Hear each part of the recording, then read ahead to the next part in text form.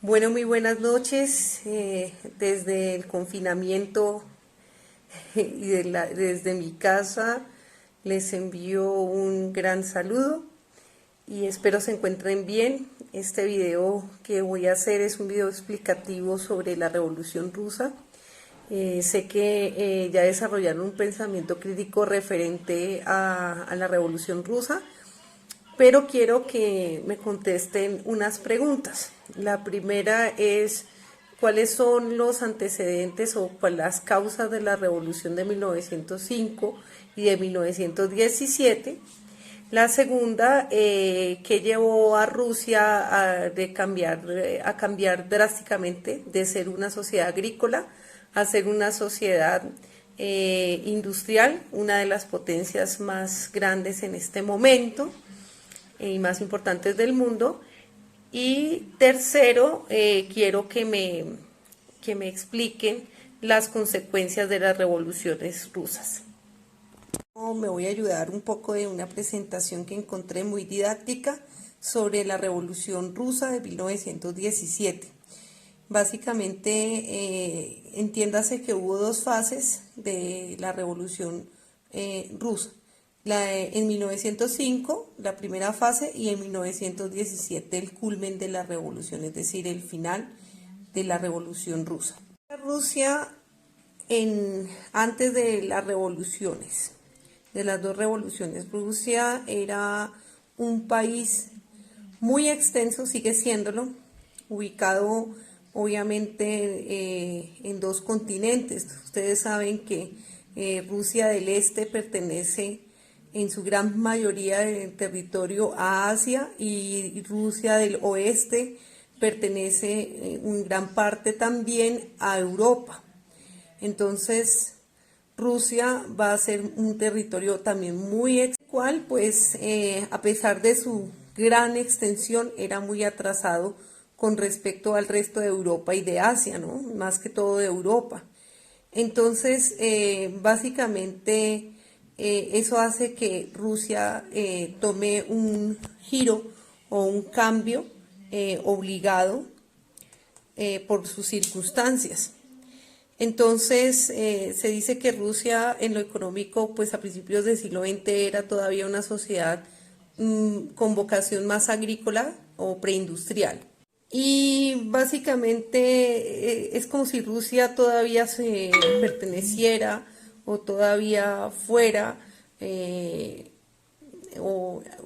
feudal, ¿cierto? Y básicamente esto hace que Rusia pues quede un poquito en el atraso, y la poca industrialización que inició de forma tardía con respecto al resto de Europa pues queda en manos de capital extranjero, ya que el zar Nicolás II pues hace negocios con otros empresarios. También, para entender la revolución rusa, debemos entender las clases sociales del momento. En primera instancia está la aristocracia, representada por el máximo gobernante, que es el zar. En segunda instancia está el gobierno, y el gobierno es como una parte civil que ayuda al zar a administrar el Estado. También sigue la iglesia ortodoxa, como les dije, el ejército ruso, que siempre ha sido muy importante, ¿no? Entonces hay una separación, pero bueno, la iglesia ortodoxa tiene mucho que ver con la cristiandad. En ese momento la población sobrepasaba los 120 millones de personas. Y aquí nos dicen que de los cuales 100 millones eran campesinos y se organizaban en aldeas llamadas Mir. También tenemos al Partido Constitucionalista Democrático, fundado en 1905 por Milyukov, y básicamente esto va a ser como un partido liberal por su ideario, va a ser más abierto y va a ser considerado como un partido, pues, digamos, más a favor a la burguesía. Y el Partido Obrero Socialdemócrata Ruso, fundado en 1898 con ideología marxista, el cual va a tener una división interna en 1903. Se va a dividir en mencheviques y bolcheviques. Tengan esos dos términos presentes, por favor. Bueno, ¿quiénes eran los mencheviques? Plejánov y Martov eran sus líderes. Ellos eran minoritarios en el partido y básicamente también comulgaban con la revolución obrera y campesina. Sin embargo, ellos querían transformar a Rusia en un país industrializado con un régimen democrático burgués, o sea, eran como más liberales y ellos creían que era más importante. Pues en lo político, Rusia aún era un estado monárquico totalitario, existía el imperio.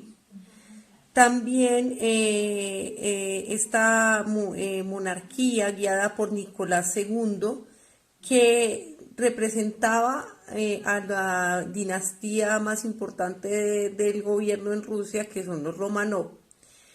Y esta dinastía se articulaba en la nobleza, el clero, el ejército y la burguesía, que ustedes ya saben perfectamente que son los comerciantes, los mercaderes, las personas que producen el dinero y, como lo señala la pirámide abajo, la clase trabajadora, campesinos, sobre todo campesinos son quienes sostienen esta pirámide.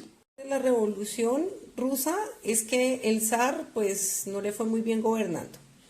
Envió tropas del ejército ruso a la Primera Guerra Mundial, fue un fracaso total, obviamente del ejército ruso, y pues la gente estaba aburrida de que el zar le pusiera bolas a conflictos internacionales, y no a Rusia. Entonces la gente no quería más a ese zar.